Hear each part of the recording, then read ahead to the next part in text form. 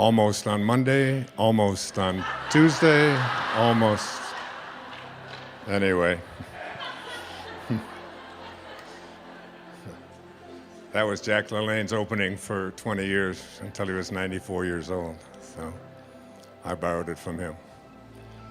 My mother passed away 2 days ago. And I didn't, she was 96 years old and in a coma the last few days of her life. But it's an interesting passage. I thought it would be, I remember my introduction to a different kind of psychology was brought to me by a man named Abraham Maslow back in 1962. And I was fortunate enough to be able to study with Dr. Maslow, and he really introduced me to a different way of looking at how to help people and how to improve the quality of our own lives. It was a turning point for me, and one of the things he spoke about were these people that he calls self-actualizing people, which, if you remember Maslow's pyramid and the hierarchy, and you go from your basic needs to the very top of the pyramid.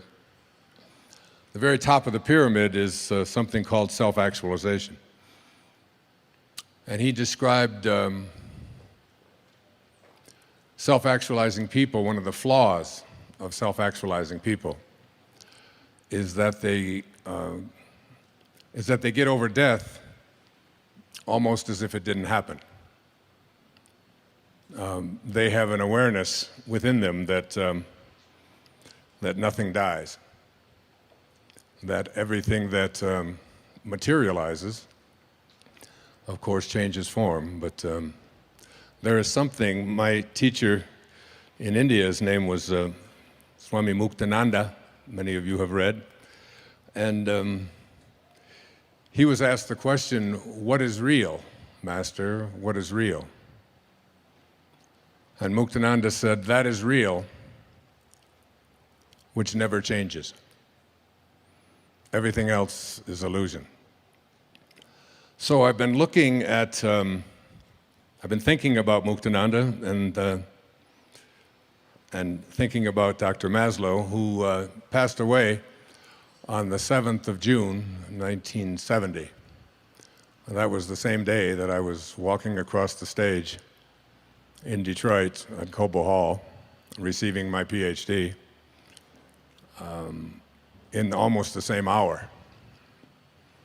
It was as if he had said to me, "I've explained this whole idea of self-actualization to the academic world.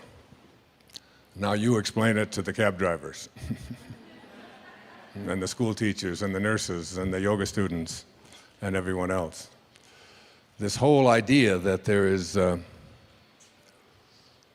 higher place where each of us can reach right here while we're here." And I've been thinking about all of this since my mom left. And there's pictures of my mom all over my apartment on Maui. I have pictures of her on the wall when she was 10 years old in 1926. And another picture of her reading a poem that she wrote when she was 12 years old in 1928 about the election that year. Any of you remember the election that year? 1928. "Smith or Hoover, who will it be? Both are running for the presidency. Smith is the thin one, Hoover's the fat. My, such an uproar. Where are we at?" That was my mom at 12. And I have pictures of my mother at 30, And I have a picture of her sitting on my lap on her 75th birthday. And I look at that pictures and I say, which one of them is my mother? Was she that 10-year-old? According to Muktananda, that is real, which never changes. And all of us are here in bodies that we believe is who we are. We're totally convinced of it. I was in a 21-year-old body, and I can't find any part of it anywhere on the planet. But while I was in it, I was absolutely convinced that this is who I am. And then I moved into another body, and another body, and another body. And the same is true for each and every one of us here, that there is some part of us that is infinite, that is the soul, that is the spirit. It makes no difference what you call it. Many of you know that I wrote a book about 7 years ago after living the Tao Te Ching for a full year. It's called Change Your Thoughts, Change Your Life.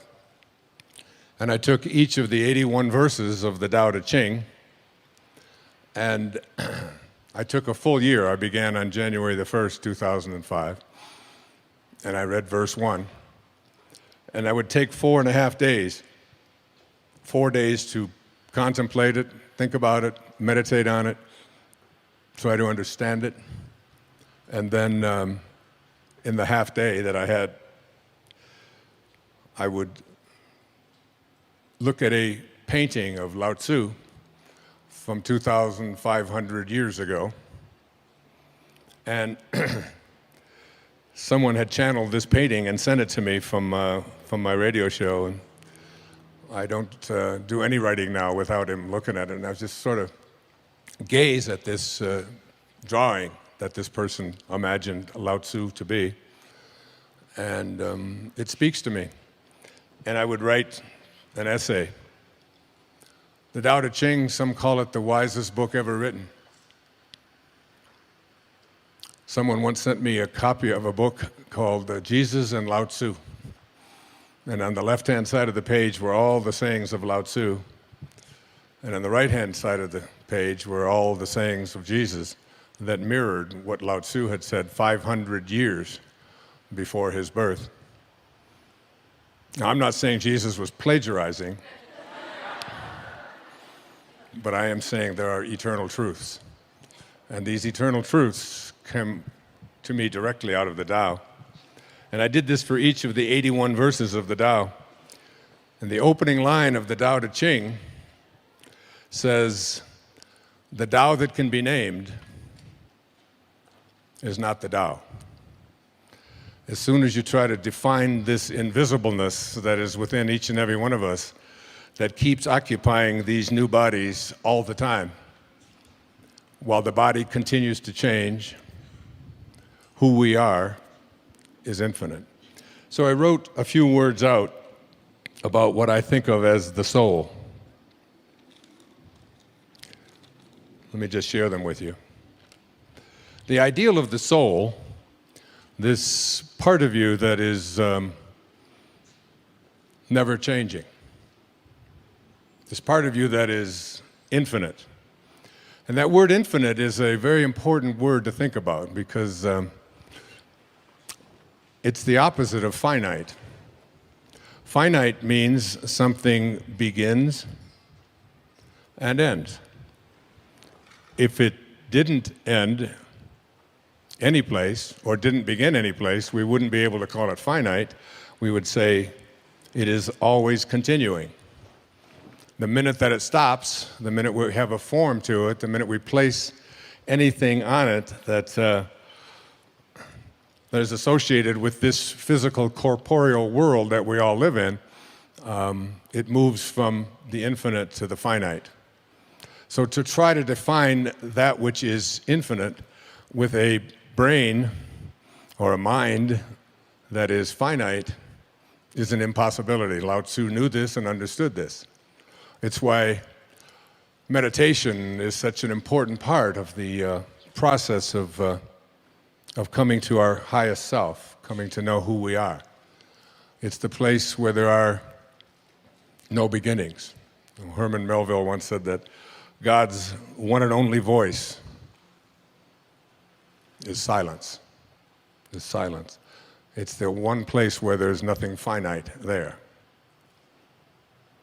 And Blaise Pascal, the famous French philosopher and scientist, once said that all of man's troubles stem from his inability to sit quietly in a room alone. But most of us just aren't comfortable with this because we have come to believe and trust in the evidence for who we are is on the basis of that which we can touch and see and feel and smell, what our five senses tell us. But our five senses lie to us. William Blake pointed that out beautifully in one of his poems back in 1777. He said, to see the world in a grain of sand, and a heaven in a wildflower, to hold eternity in the palm of your hand, and infinity in an hour, we are all led to believe a lie when we see with, not through the eye, which was born in a night to perish in a night, while the soul slept in beams of light. We are all infinite beings in a temporary human experience. I've said it over and over again. Whenever people ask me what's my very favorite quote, my very favorite observation, it came from Pierre Teilhard, the French priest who was excommunicated from the Catholic Church for his outrageous ideas. He said that we're not here as human beings having a spiritual experience. It's the other way around. We are all infinite spiritual beings having a temporary human experience. And coming to a place where we live our lives from that infinite place and beginning to know our soul, it's one of the reasons why I accepted an invitation to come here. I do yoga myself 5-6 times a week. I know the significance of it for me in my own body and my own health, my own life, my own emotional state. I know that when I meditate, I'm better. I know that when I do yoga, I'm healed. And so I came. So getting to know the soul, the spirit, and not identifying ourselves on the basis of our physical senses. It's the essence of my newest book, which is a PBS special, called Wishes Fulfilled. It's the whole message behind all of it, is to really come up with a specific way to come in contact with this infinite part of ourselves. Now remember, if it's infinite, it doesn't stop any place. It doesn't start any place. That's by definition infinite. So if something doesn't start and doesn't stop, what is it doing? It has to be expanding, doesn't it? The minute it stops expanding, it's finite. We're no longer talking about the soul. We're talking about what Blake said, we've become, we see with, not through our eyes. So here's what I jotted down. The ideal of the soul, the thing that it asks for, is neither knowledge, nor light, nor happiness. The ideal of the soul is space, immensity. The one thing it needs, more than anything else, is to be free to expand and to reach out and to embrace the infinite. Yeah, the ideal of the soul is infinity because that's what the soul is. It is miserable when it is circumscribed or restricted in any way. Now, I have 8 children, 6 beautiful daughters and 2 sons. And one of the things that I know, I used to say that before I had children, I had 8 theories about how to raise children. And now I have 8 children and no theories. All right? But one of the things I know about children is that no one likes being told what to do. And this isn't just children, this is all of us. One of my favorite songs is a song from when I was back in high school. Oh, give me land, lots of land, and the starry skies above. Boy, you know it. Don't fence me in. Don't restrict me. Don't put boundaries on me. Don't tell me what I can do and what I can't do. Don't tell me how to be there. Don't tell me what to wear, what to think. Don't tell me how to do yoga. Don't tell me, I don't want to be told. This is the soul speaking, always. The soul is constantly having a desire to expand and grow. And anything or anyone that comes into your life that attempts to do that, you will find yourself fighting it and reaching back. Particularly will you find this in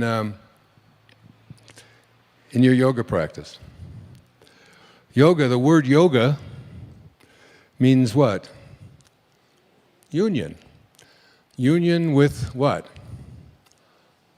Your highest self. Union with God. This is what the highest self is. It's the part of you, the place within you that is not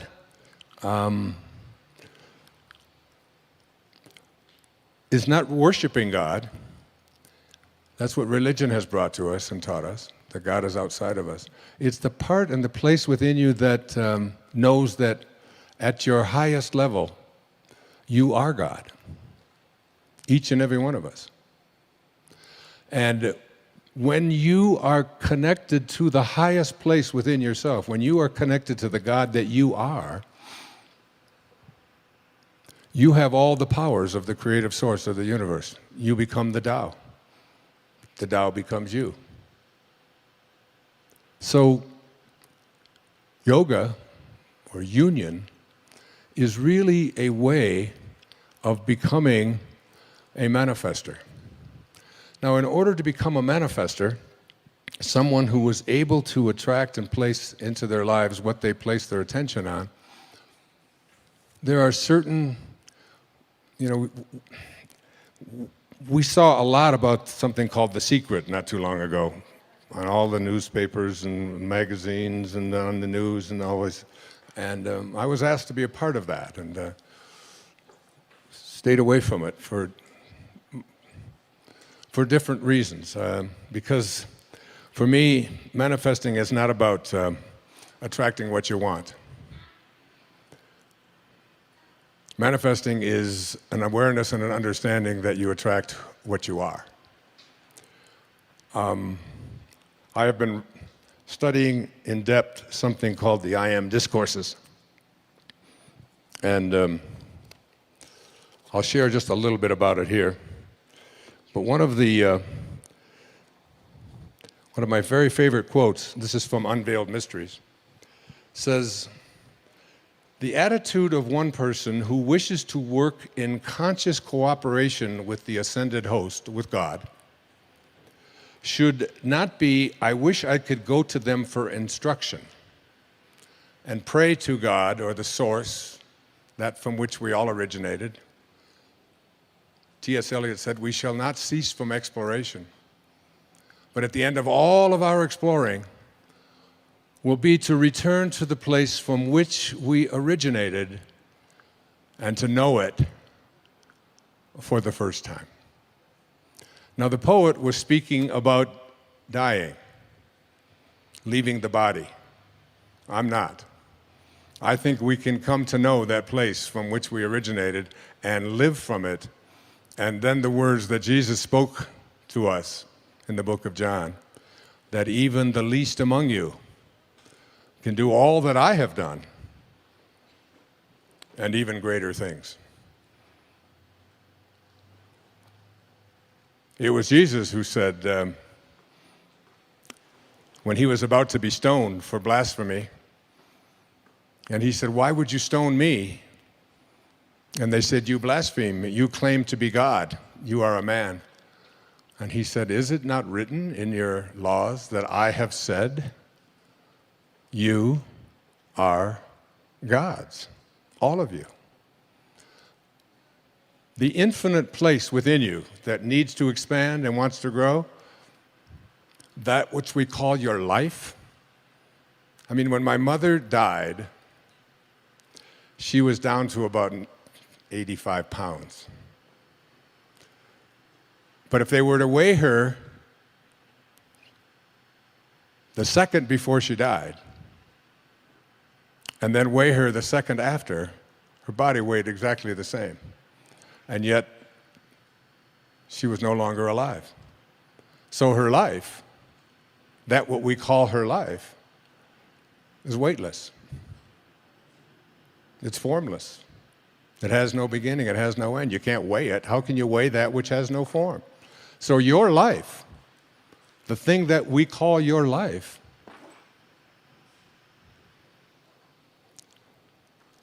is God. That's what you are. That's what every single one of us are. So here's what Saint Germain said. The attitude of one who wishes to work in conscious cooperation with the ascended host should not be, "I wish I could go to them for instruction," but rather, "I will so purify, discipline, and perfect myself and become such an expression of divine love and wisdom and power that I can assist in their work. Then I will automatically be drawn to them." If you want to attract into your life what it is that you feel is missing, then what you have to do is to become like these great ascended masters.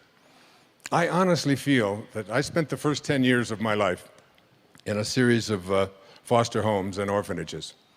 My father walked out on his family and left my mother with 3 boys under the age of 4 when she was 23 years old.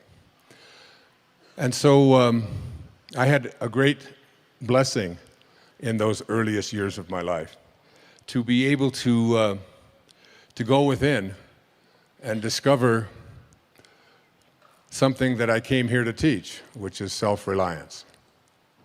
To learn how to rely upon ourselves.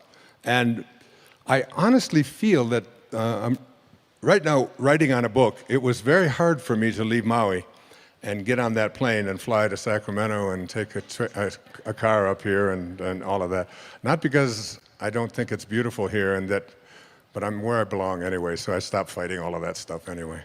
But it was because I'm in the midst of writing. And I'm writing a book called I Can See Clearly Now.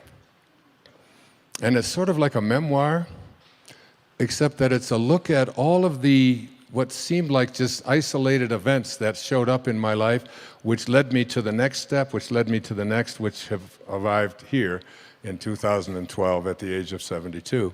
And as I write this, and I've written almost 50,000 words in the last 6 weeks, it's almost like an obsession, because it isn't me writing. It is me as writing. It is something that is, Lao Tzu said, none of you are doing anything. He said, you're all just being done. You ever have a sense of that when you look in the mirror? And you look at your body and you say, what the hell is going on here? I said, what's this chicken neck stuff? Where the hell did that come from? What am I doing with hair growing out of my ears? And I said, that doesn't need it. I could use it up here, but it's... And you have a sense that in this physical world, that there's nothing for you to do. Just keep this thing that houses your soul in as healthy a space as you can, but basically it's doing what it's doing. And you, inside of there, the infinite you, is just an observer to the whole process. And isn't that one of the things that we learned in our very first yoga days? It's just, don't be so attached to your body and what it can do and how it hurts to try to do that. And can I balance myself here? And can I do a downward up or down or whatever the hell they call all of those things that are out there? I just do Bikram, so it's... So there's a sense of this awareness. So because of the time, I mean, I usually take 3 or 4 hours, or sometimes 3 or 4 days to go through this, and I'm trying to do this in a brief amount of time. The reason that most of us cannot reach this exalted state that I want to present to you in the limited time that we have is because we have come to believe in our limitations. We've come to believe in our ordinariness. We've come to believe that who we are is not God, is not divine. All right? So in order to transcend that mentality, you have to sort of reprogram your subconscious mind. Your subconscious mind is the mind that is doing virtually everything that you do. It's the mind that got you here into this room, that put your mat down, that got you dressed this morning, that get your breakfast. When you get in the car, you don't think about, oh, how do I start this thing, and how do I got to make a right turn here. Do I slow down? Do I not? You all programmed your conscious mind, programmed your subconscious mind to do all of these things on automatic. And according to my friend Bruce Lipton, about 96 or 97% of what we do all day long, every day of our lives, 24/7, is done by our subconscious mind. So we have been programmed to believe in our ordinariness. I don't know if you saw my most recent PBS special, but I opened it up with a little story from Portia Nelson, so I'll just share it here with you if you haven't seen it. If you have PBS, you probably have, because that's about all they play.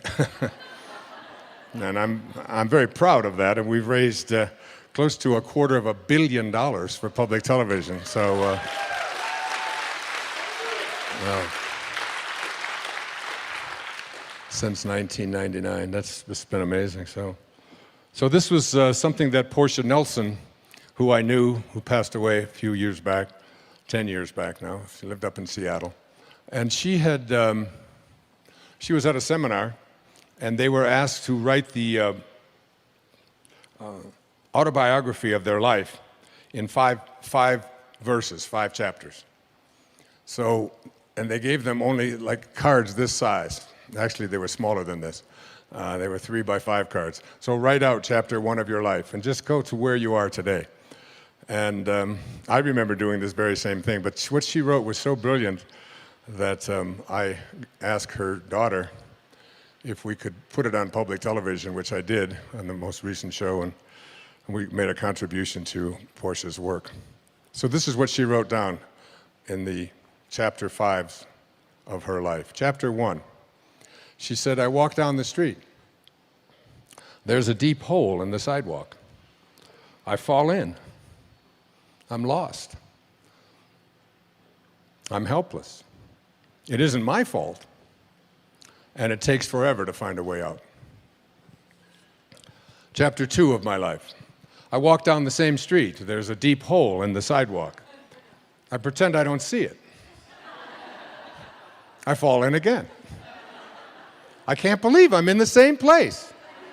It isn't my fault. It still takes a long time for me to get out. Chapter 3 of my life. I walk down the same street. There's a deep hole in the sidewalk. I see it there. I still fall in. It's a habit. But my eyes are open. I know where I am, and it is my own fault, and I get out immediately. Chapter 4 of my life. I walk down the same street. There's a deep hole in the sidewalk. I walk around it. Chapter 5 of my life. Finally, I walk down another street. Isn't that great?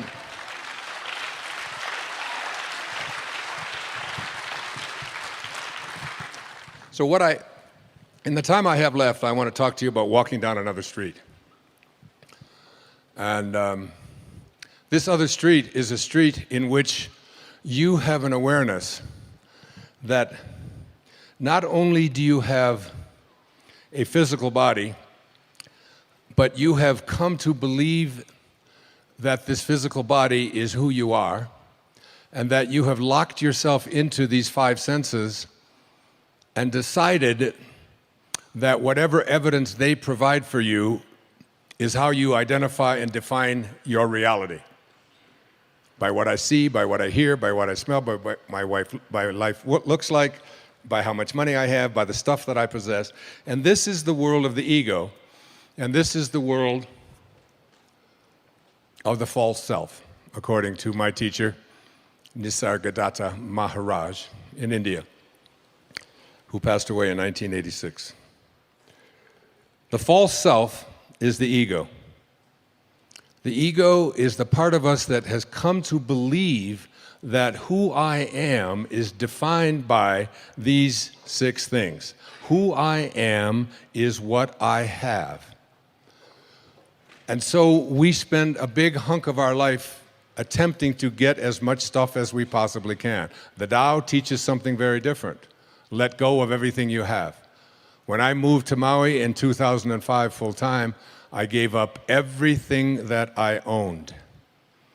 Everything. 20,000 books, all of my photographs, records of every description, furniture, all the things in the house, all my clothing, shoes. It was all donated to people who lived on underneath a bypass in Florida. And let go of all of it. So the ego teaches us you are what you have. The Tao teaches us let go of everything that you have. Do less and accomplish more. One of Lao Tzu's most famous observations was, I do nothing and leave nothing undone.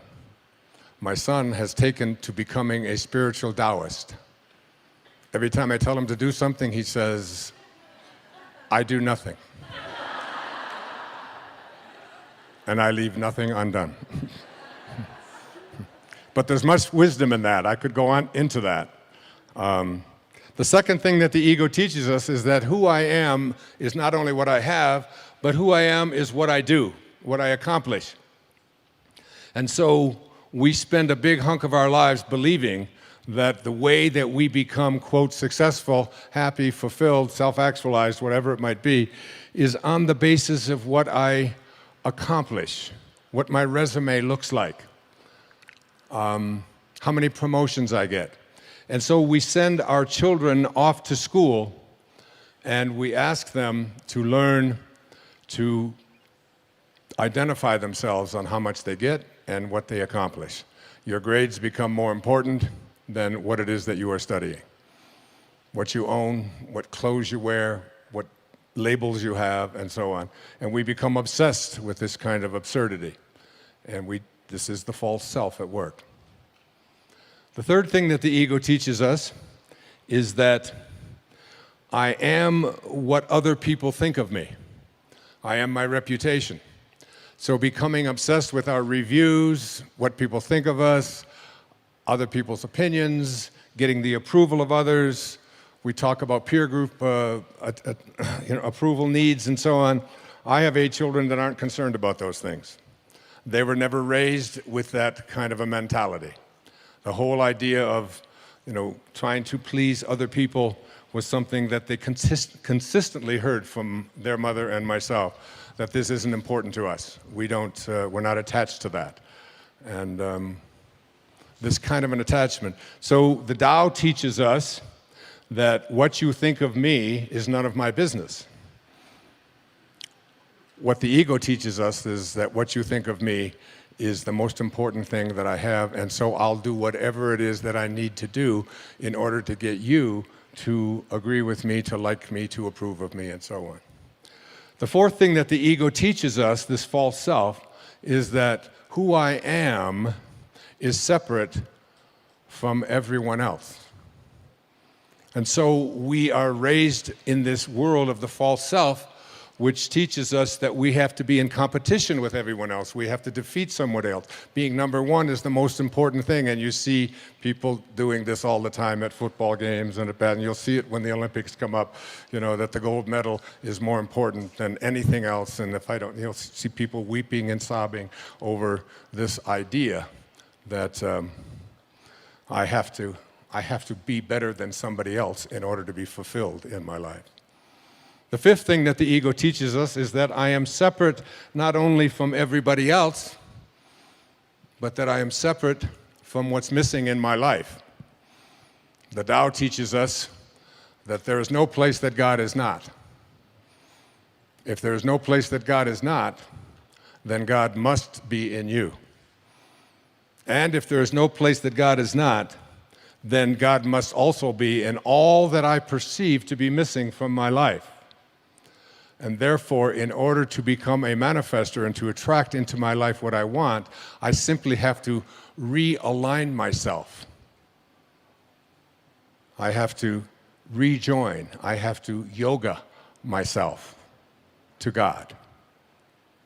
And the most egregious error of the ego is a belief system that says that who I am is separate from God, that God is something outside of me. We have not been raised to understand and believe that at our basic core, what Lao Tzu called our original nature, what we are is love. And all we have to do is be that and live that. There was a great Indian poet. His name was Rabindranath Tagore. And he received the Nobel Prize for Literature in 1913 for a collection of poetry called the Gitanjali.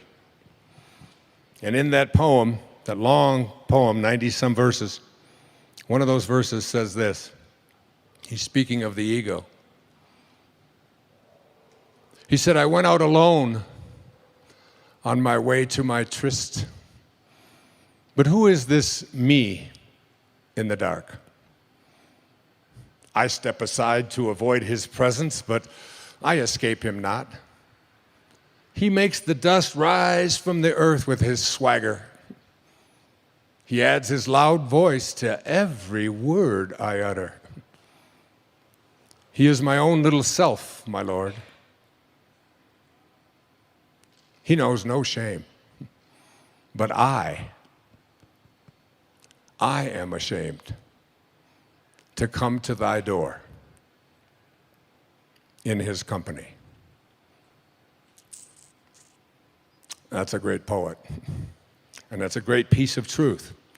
That in order to get to this place, I speak about, that Maslow spoke to me about and trained me to think about, called self-actualization, is that we have to stop evaluating who we are on the basis of those ego identifiers, and instead begin to see ourselves as divine love, as pieces of God. The Native Americans used to say that no tree has branches so foolish as to fight among themselves. And look at us. Look at what happened just down the road from here in Colorado a few days ago. What is it about us that we have to create instruments of death in order to feel good about ourselves? What is it about us that we have to destroy each other and be in competition with each other and even create things called weapons? It's why Lao Tzu left the place where he left in ancient China at the time of the Warring States. And a big part of the Tao, something like 31 verses out of the 81 verses, speak to the absurdity of having weapons and killing each other. He said that every death in battle should not be celebrated, but should be mourned, because it gives evidence that we have not reached this place and understand what T.S. Eliot was speaking, this place from which we originated, this place to which we shall return.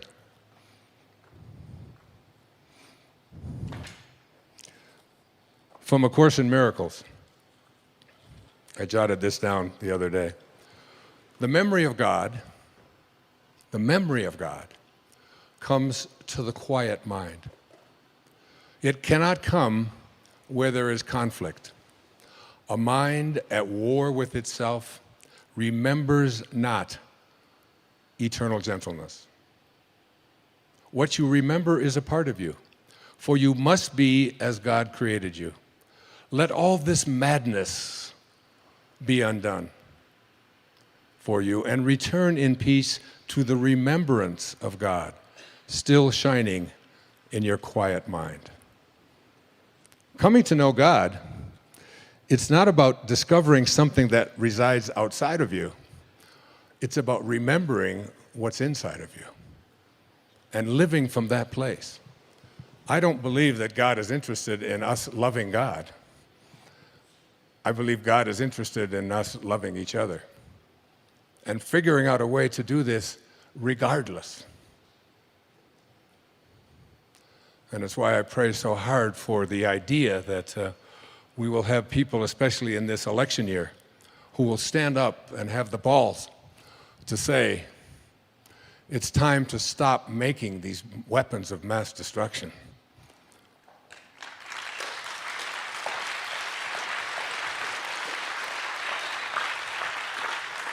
And they are weapons of mass destruction. The idea that somehow in our Second Amendment we are entitled to have weapons that kill 100 people a minute. How far is that going to go? Now they're talking in Syria about using chemical weapons on their own people. Does the Second Amendment provide for us, to all of us, if we want to use chemical weapons to protect ourselves? I mean, how far does this absurdity go? Anyway, that's my rant. I'll get off of that.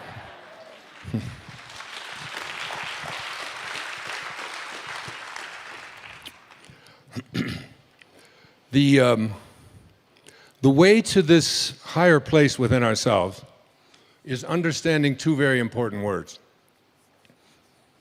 These words are the basis for a children's book that I've just done called I Am, Why Two Little Words Mean So Much. Any moms right here in the front? You a mom? Here, would you like to have this for your baby?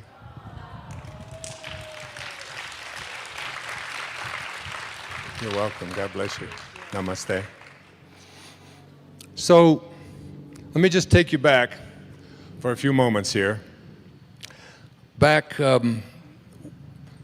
before Lao Tzu. Now, Lao Tzu was here on this planet at the time of the Warring States in China in 500 BC, approximately the same time that the Bhagavad Gita was also being created in India, the Song of the Lord. 800 years, 8 centuries before that, 1,300 years before the birth of Christ, comes one of the most ancient, if not the most ancient spiritual texts extant on the planet today. It's called the Torah, the first 5 books of the Old Testament. In the second book of the Torah, Exodus, Moses is, well, you know the story of Moses, but if you don't, let me refresh you. At the time of Moses' birth, the Pharaoh, who had held so many of the Israelites captive and enslaved, had ordered that all male babies to be born from Israelite mothers, because he had heard that there was someone coming that could be a danger to his power. He ordered that all male babies be executed. Well, Moses' mother gave birth, and she just couldn't stand the idea of this baby being killed by the soldiers. So she wrapped him up in a blanket and put him in a basket, must have been waterproof, and floated him down the Nile. Moses, this little baby, was discovered by a woman who captured him, picked him up, and fell so in love with him that she decided to raise him as her own. It turns out that this was the daughter of the Pharaoh. So Moses' grandfather is the Pharaoh who has ordered him to be killed, but he doesn't know this. At about the age of 18, Moses gets into a fight, and with one of the people, one of the soldiers who is trying to actually punish and kill one of the Israelites. And so Moses fights him and kills him and has to run away because he knows what his punishment will be. He runs away to the Sinai, and for the next 40 years, he is a shepherd. He marries a woman named Zipporah. They have all of these children. He's a shepherd. He's out wandering about, according to this ancient text. One day, he comes across a bush, a burning bush. But the bush is not being consumed. It is just continuing to burn. And he looks at this, and suddenly the bush begins to speak. And as legend tells us, this is God speaking to Moses and saying to Moses, I have some instructions for you. I'll give it to you the way it is written.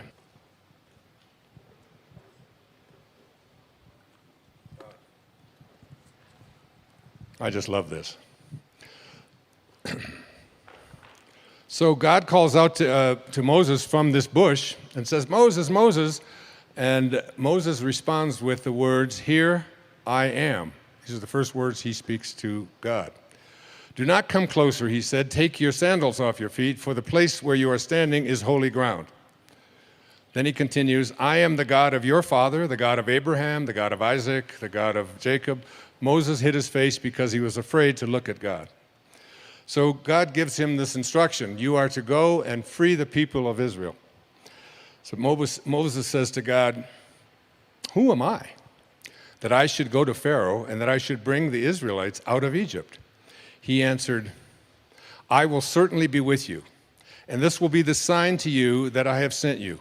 When you bring the people out of Egypt, you will all worship God at this mountain.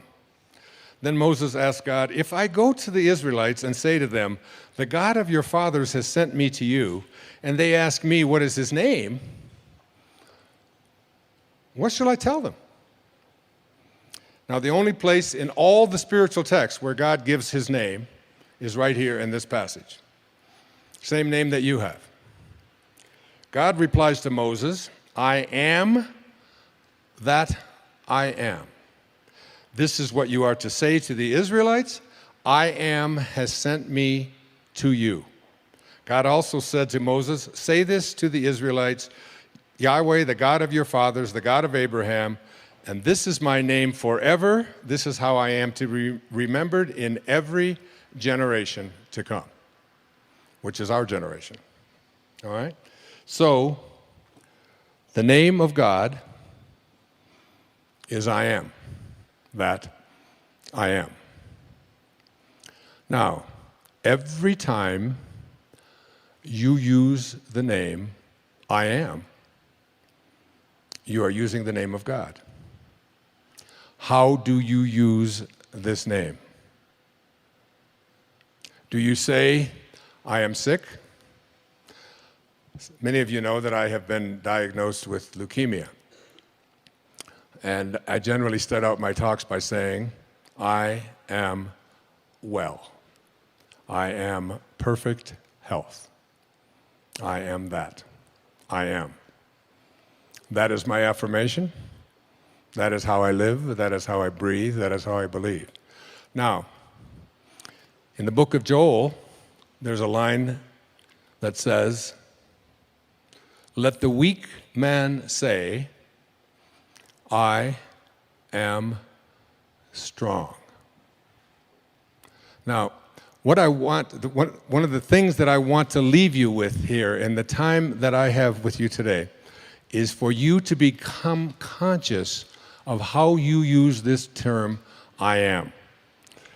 I have a CD, along with my friend James Twyman, that is, what they did with this is, it comes from the Moses Code, which is a book I encourage you to look at, by James Twyman.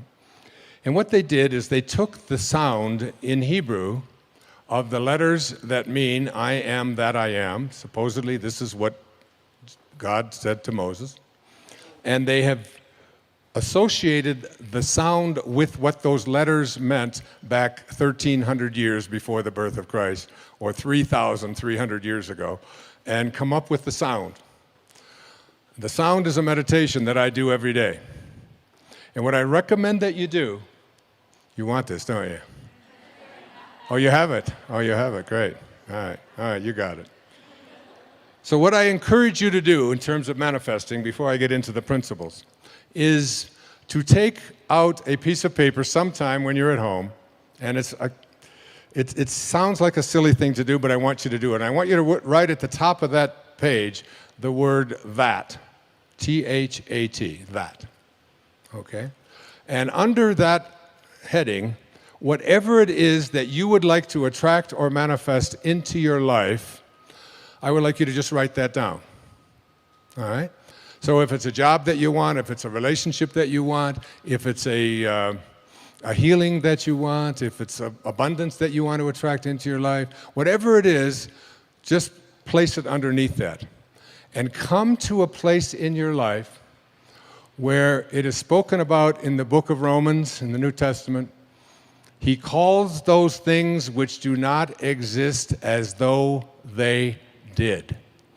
You must be able to get to this place in your life where you don't use the evidence of your senses, what your eyes tell you, what your ears tell you, what your stomach tells you, what you see written down, what the internet tells you. You want to be able to be in a place where you are living from the end as if what you would like to manifest is already there. To make a future dream, a present fact, you must assume the feeling of that wish as already being fulfilled. And the sounds that you will hear on track 2 and 3 of this meditation are the exact sounds of what those words were spoken back there 3,300 years ago. All I can say to you is that so many incredible miracles have manifested into my life since I began practicing this meditation. Who did I promise this to? Somebody? Yeah, there. Okay, stand up. Come on up. This is a gift to you. There you are. Enjoy it. God bless you. Yeah. So, this arrived in my home, about a year before I started writing Wishes Fulfilled.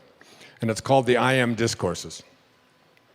The I Am Discourses are, I think, one of the great spiritual texts on the planet today.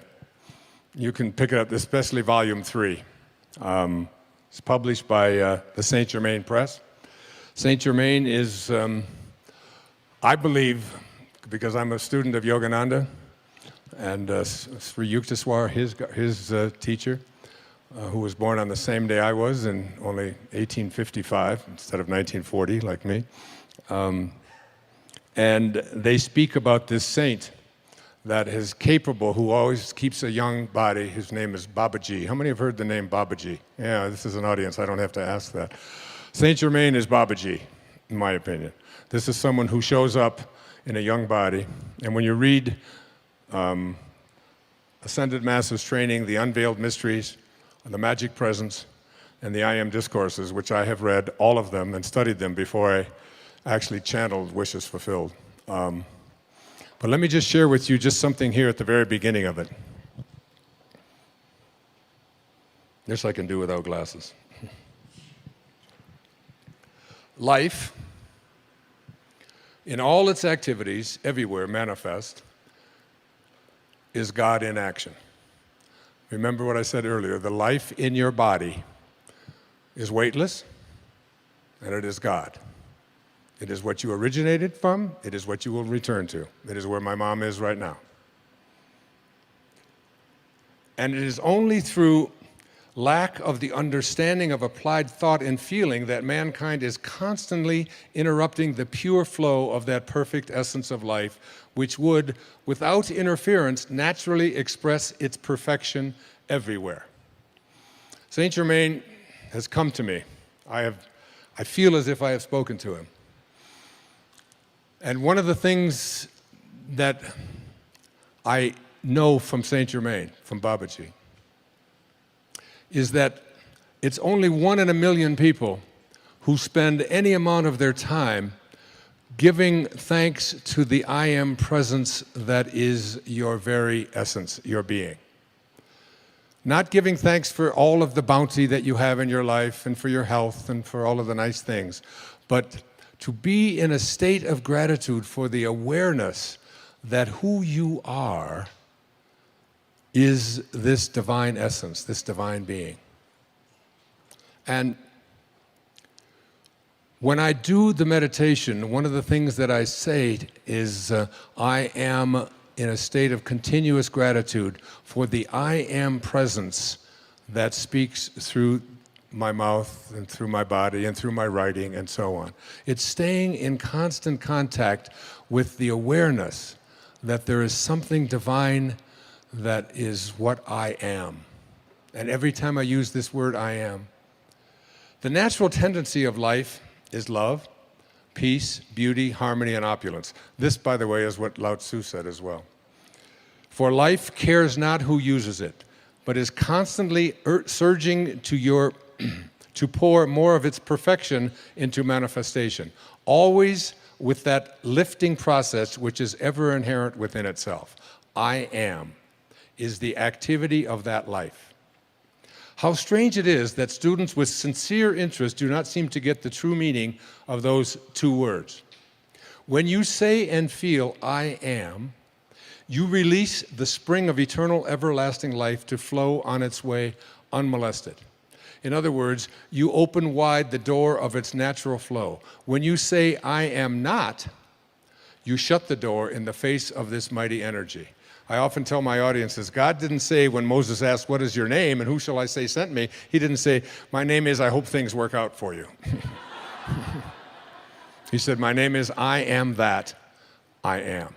That meaning, when he says, I am that, that was Nisargadatta's great autobiography, or biography, and a book that I have studied for 30 years now. And he was known as the I Am Guru in India. And these two words, I am, have so much power within them. I am is the full activity of God. Having placed before you so often the truth of God in action, I wish you to understand its first expression in individualization, in you, all right? The first expression of every individual everywhere in the universe, either spoken word, silent thought, or feeling, is I am, recognizing its own conquering divinity. The student, endeavoring to understand and apply these mighty yet simple laws, must stand guard more strictly over his thoughts and expression in word or otherwise. For every time you say, I am not, I cannot, I have not, you are, whether knowingly or unknowingly, throttling that great presence within you. So, could God say, I am depressed? Could God say, I am sad? Could God say, I am unhappy? I am miserable? Not possible. And every time you say that, you blaspheme. Because when you use the words I am, you are in union, you are in yoga with God. So when I do my yoga practice, and there's certain of these postures and asanas that I have a little more difficulty with others, especially balancing ones and so on.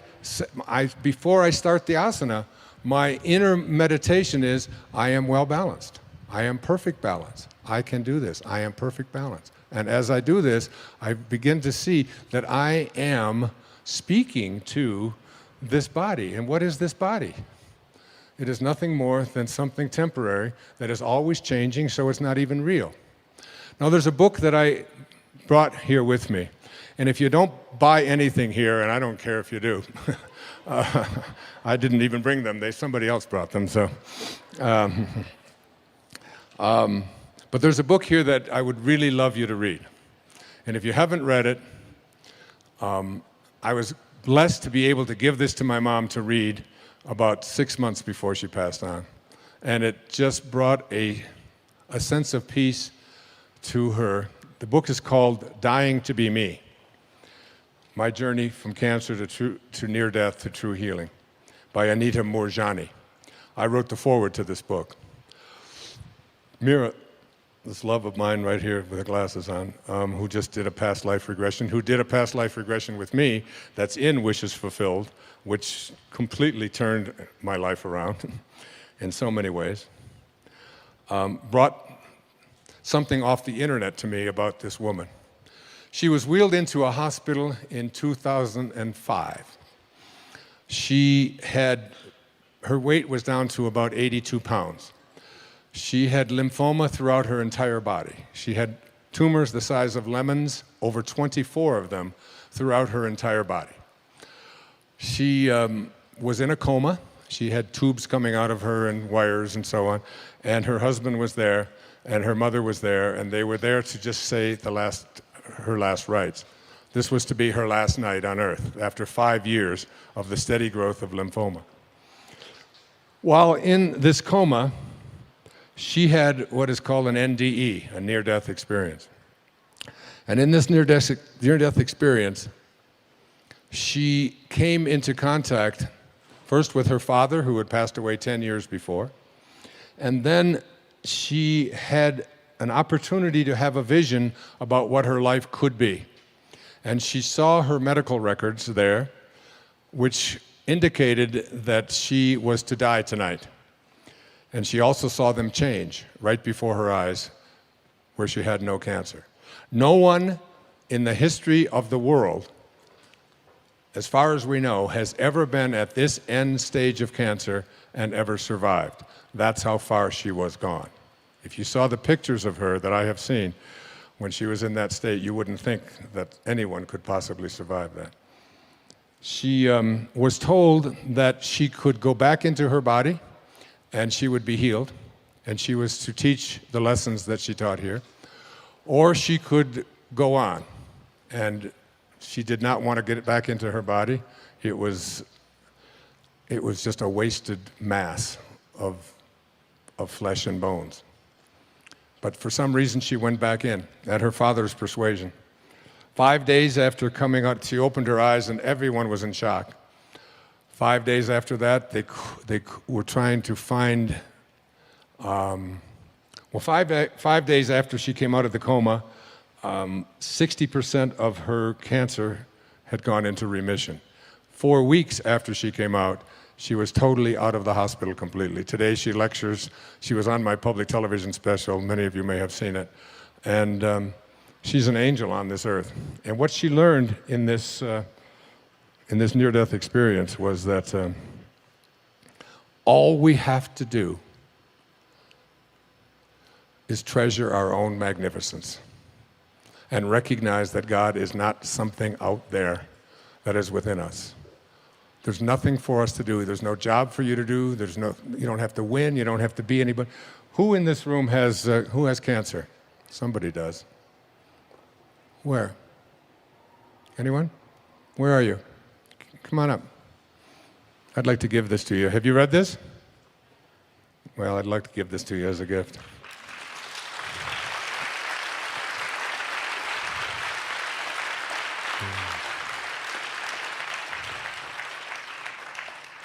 What is your name?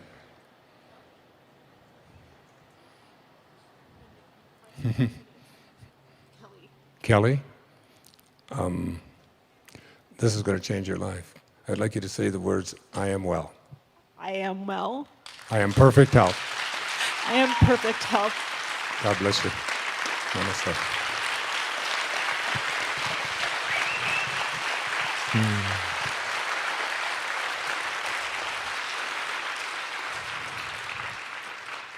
They have them in the back. It's a must read, especially if you have anybody who was in the position that my mom has been in for the last year or two, and or even has any kind of illness at all. Or as when I talked to Reed about publishing this book, I said, the potential audience for this is anyone who is ever going to die or knows anybody that is. And it's one of the most freeing, peaceful experiences to know that you're not here to accomplish anything. You're not here to be better than anybody else. You're not here to win. All you have to do is just love yourself. I mean, truly love how magnificent you are. And that's what I meant when Saint Germain spoke to me and said, it's all you have to do is spend 15 minutes being in a state of appreciation for the I Am presence that you are. Now, one of the things that the I Am Discourses taught that I was having trouble with this whole idea of manifesting is written on page 318. And I'd like to give this to you as we get ready to close. The student should constantly look within his human self and see what habits or creations are there that need to be plucked out and disposed of. For only by refusing to any longer allow habits of judging, condemning, and criticizing to exist can he be free.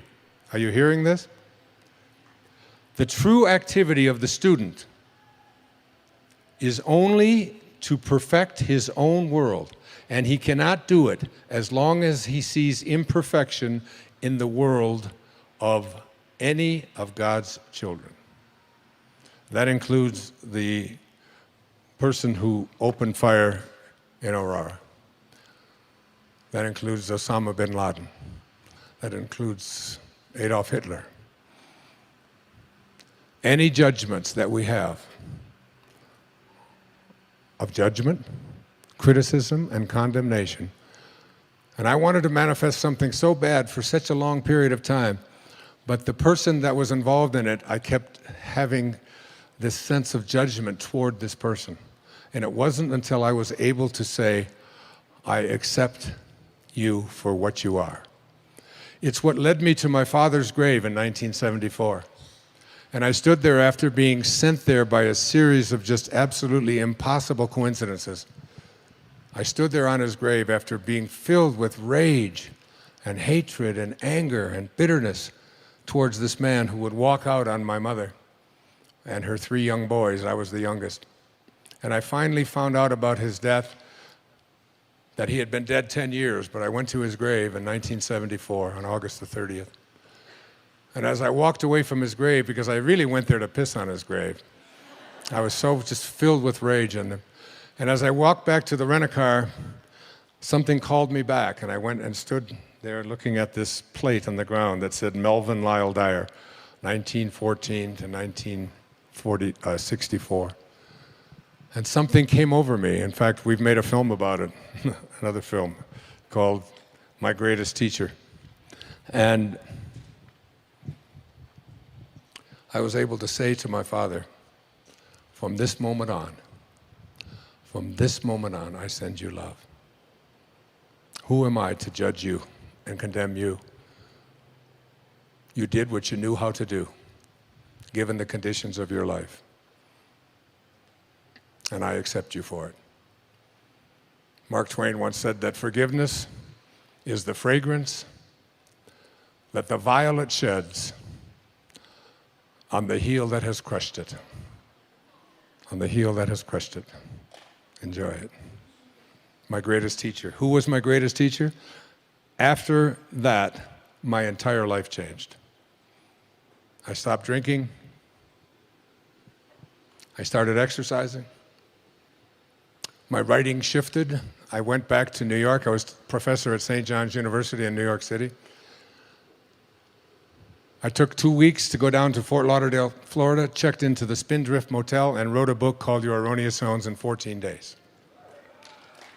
14 days. Today, there's close to 100 million copies in 47 languages around the world.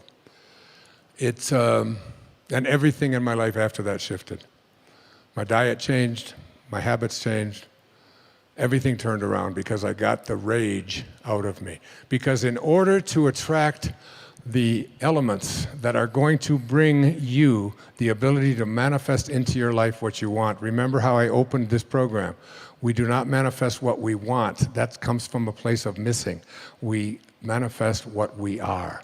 The angels who will guide you throughout your life will only be there for you when they recognize themselves in you. And they cannot recognize themselves in you and guide you when you are filled with hatred, anger, judgment, condemnation, bitterness, fear, anxiety, stress. You have to let all of that go and be love. Be in this place of perfect divine love. Love for everything and everyone on our planet. That's self-actualization at work. And the principles for bringing this about into your life are the last 5 chapters of Wishes Fulfilled. But basically, what it says is, the greatest gift that you've ever been given is the gift of your imagination. Your imagination is yours to be able to do anything you want with. You can place any thought in there with the awareness of I am.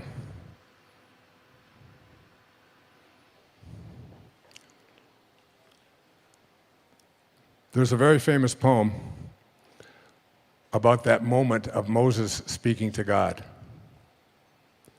It says, earth's crammed with heaven, and every burning bush afire with God. And those who truly know take off their sandals, while the rest sit round it and pick blackberries. It's your call. It's your call. So your imagination is the greatest gift that you've been given. And you can put anything in there. No one can tell you what can be there or what can't be there. Einstein said, imagination is greater than knowledge. And he said, if you want your children to have a great imagination, read them fairy tales. If you want them to be even smarter, read them more fairy tales. That's why I've written 5 children's books with that very idea in mind. The second thing is that you have to learn to live from the end. Whatever you have placed into your imagination, you have to act as if it already were your reality, independent of what anything or anyone else says. When I was told that I had this diagnosis of leukemia, I can't tell you how many people sent me condolence letters and sent me information about this disease and how it was incurable, and unfortunately this. And fortunately, I was given by my children a wonderful gift. It's called an iPad. And it's got this wonderful feature in it. It's called Delete. And then there's another feature of it. It's called Trash, which is really great. I'd like to have a button like that on me at any time, so that anytime anybody brings any information to you, you just push the trash button. It even makes a little sound. It goes, whoop, hit delete, and it's gone. I had this little scar that you see right here on the right side of my face. There was a skin cancer thing there, and I was going to the dermatologist, and they were going to cut this thing out. And I had a woman stop me, and she said, that's really bad. I said, what? It's just a little red mark here, and they're going to just cut it out, and it'll be fine. She said, no. She said, my girlfriend's husband, he had that. They had to cut his penis off.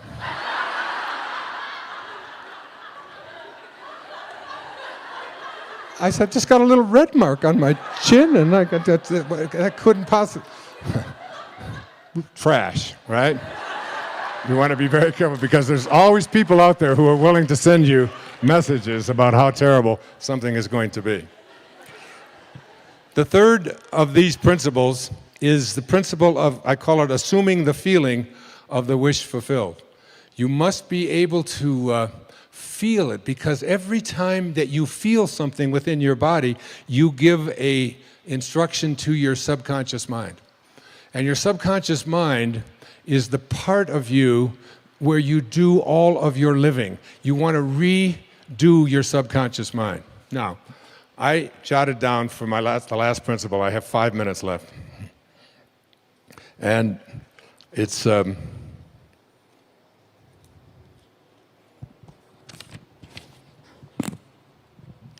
This is from the book of Job. Now, tonight, I'm going to give you guys such a gift. Tonight, and every night for the rest of your life, I want you to take the last 5 minutes before you go off to sleep and realize that you are about to program your subconscious mind. All right? Your subconscious mind is most at home when you are unconscious, when you are asleep. If you spend the last 5 minutes of your day, which so many people do, reviewing all of the things that you don't like, and all the things that didn't work out, and how terrible you feel, and who abused you, and who was mean to you, and who said this, and they did this, and you're constantly doing this kind of thing with your mind, then you are programming your subconscious mind that when you awaken, because you're now about to marinate for the next 8 hours in your subconscious mind. And then when you awaken, you will rejoin the universal subconscious mind, the mind of God, from which we all originate. We're all just individualized personal expressions of that one thing that we call the Tao, or God, or divine mind, or soul, or spirit. But the Tao that can be named is not the Tao. So you want to be real careful about how you program your subconscious mind. This is from the book of Job. In a dream, in a vision of the night, when deep sleep falls upon men while slumbering on their beds, then he opens the ears of men and seals their instruction. Job 33, 15 and 16. When you are slumbering on your bed, he opens your ears and seals your instruction. What you place into your subconscious mind as you are about to go into this deep slumber is all dependent upon what you do the last 3 or 4 or 5 minutes before you go off to sleep. You want to place into your imagination whatever you have placed into the I am that I spoke about earlier. I am well. I am content. I am peaceful. I am happy. I am prosperous. I am abundant. I am God. I am God. I am God. Because at the basic core, each and every one of us are just that. Okay, so we just have a couple of minutes left. I want to do just like if you'll just close your eyes and just listen to this meditation. It's from the book 3 Magic Words. Here's what I'd like you to say to yourself at night. I know that I am pure spirit, that I always have been, and that I always will be. There is inside me a place of confidence and quietness and security where all things are known and understood. This is the universal mind, God, of which I am a part, and which responds to me as I ask of it. This universal mind knows the answer to all of my problems, and even now, the answers are speeding their way to me. I needn't struggle for them. I needn't worry or strive for them. When the time comes, the answers will be there. I give my problems to the great mind of God. I let go of them, confident that the correct answers will return to me when they are needed. Through the great law of attraction, everything in life that I need for my work and fulfillment will come to me. It is not necessary that I strain about this, only believe. For in the strength of my belief, my faith will make it so. I see the hand of divine intelligence all about me, in the flower, the tree, the brook, the meadow. I know that the intelligence that created all these things is in me and around me, and that I can call upon it for my slightest need. I know that my body is a manifestation of pure spirit, and that spirit is perfect. Therefore, my body is perfect also. I enjoy life, for each day brings a constant demonstration of the power and wonder of the universe and myself. I am confident, I am serene, I am sure. No matter what obstacle or undesirable circumstance crosses my path, I refuse to accept it, for it is nothing but illusion. there can be no obstacle or undesirable circumstance to the mind of God, which is in me, around me, and serves me now. This is the great lesson. Know this within you. When Herman Melville was writing Moby Dick, he wasn't writing about a man looking for a whale. He was writing about a man, Ahab, trying to find his higher self. He said these words, "For as this appalling ocean surrounds the verdant land, so in the soul of man lies one insular Tahiti, full of peace and joy, but encompassed by all of the horrors of the half-lived life." In every moment of your life as you leave here today, you have this choice. You can either be a host to God or a hostage to your ego.